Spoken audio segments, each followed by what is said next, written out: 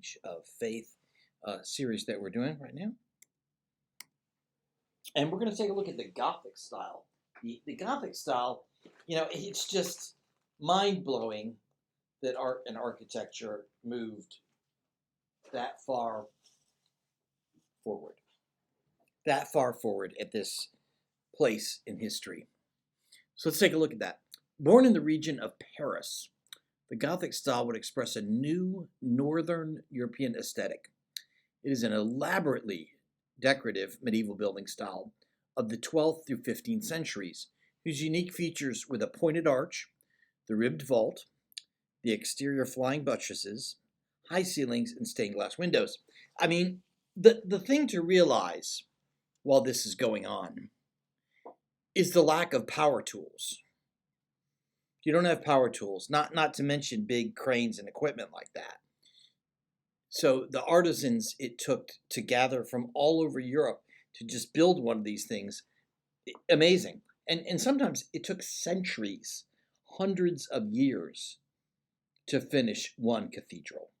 I mean, just massive, incredible building projects. Really amazing. The period of the 12th and 13th centuries, when hundreds of Gothic cathedrals were erected, was one of prosperity and growth in Western Europe. The Western world was becoming more cultured because of the sophistication of returning crusaders, growing trade with Islamic Spain, and increasing wealth. Thriving towns competed with each other to build ever larger and more beautiful cathedrals, symbols of civic pride as well as religious devotion. You got to imagine back then, there were no museums or places to go see art. So it's not only a religious thing, but it's a cultural thing to be able to go to a cathedral. And then on the outside of a cathedral, they would have many vendors selling clothes, food, whatever. So it was also like a mall on the outside. Cathedrals like the one at Chartres cost many fortunes to build. Chartres Cathedral, located in a small town outside of Paris, was not one of the first Gothic cathedrals in France, but it has been considered the most perfect representative of the Gothic style. Gothic churches were most often cathedrals built in towns rather than monasteries out in the countryside. Their worshippers were not primarily monks, nuns, and pilgrims, but ordinary working people and noble patrons. The building of the Gothic cathedral was a great undertaking, accomplished not only by the church alone or by any single class of society, but by all the townspeople who took great pride in their accomplishments. They did take great pride in their accomplishments, but sometimes the tax burden to build these things was unreal. It's similar to how we build an NFL stadium today. If you want an NFL stadium in your city, you're going to tax heavily all the businesses and all the people who live in your city.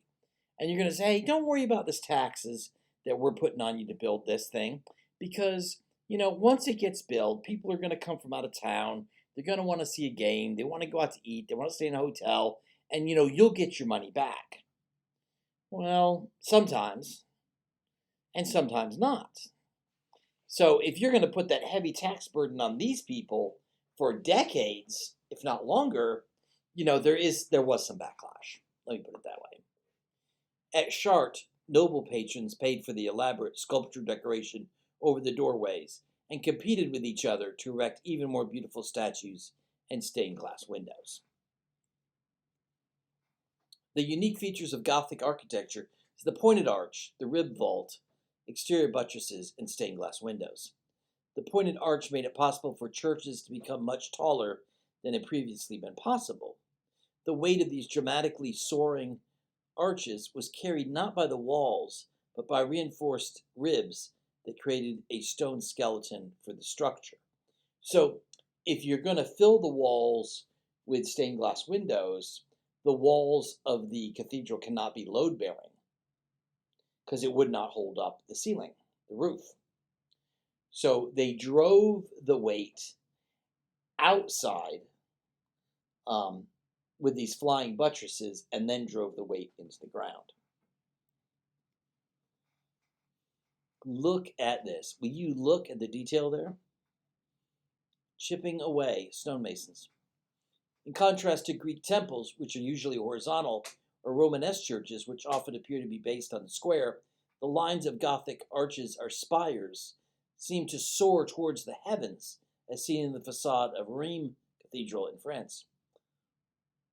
In contrast to classical and Romanesque styles, Gothic decoration was organic. That is, it seems to be alive. Gothic cathedrals were often covered with intertwined vine-like curlicues that seemed to sprout from every surface. In cathedrals such as Rheims, the mass of the walls is penetrated by intricate voids and lacy projections that almost dissolve the base shape of the building. In classical art, if classical art is geometric, logical, controlled, balanced, and harmonious, Gothic art can be seen as organic, intuitive, teeming with life, free, almost the polar opposite. The Gothic style was not simply the expression of an anti-classical taste, nor the result of certain technical innovations in architecture. The outer form of the Gothic church was an expression of its spiritual function. One of the initiators of the Gothic style, Abbot Suger, left extensive records from the construct of the first Gothic cathedral, Saint Denis. In these records, Suger explains exactly what he wanted from the new style of architecture. His idea was that the wonderful and uninterrupted light of the most luminous windows would assist the soul in reaching a state of transcendence, that the material beauty of the architecture would provide a bridge to a completely spiritual experience. And certainly, if you visit a cathedral, you'll see that it can do this thing. Imagine the height of the cathedral on the inside. It is as if when you enter the cathedral, your eye is drawn upward towards the heavens at the same time. So it is quite a religious experience. The idea of transcendence of the earthly realm was expressed in the visual elements of Gothic architecture: the soaring, graceful lines of the pointed arches, the breathtaking open space above the heads of the worshippers, the replacement of heavy stone walls by panels of brilliantly colored glass. One of the most glittering examples of the Gothic desire for color, space, and light is the Royal Chapel of Sainte-Chapelle in Paris. Here the walls are gone, the stained glass windows are intersected with slim golden ribs that are more like stems than columns. At Sainte-Chapelle, we see the ultimate in jewel box, like aristocratic elegance. Thank you, and that's it for that part of our lecture.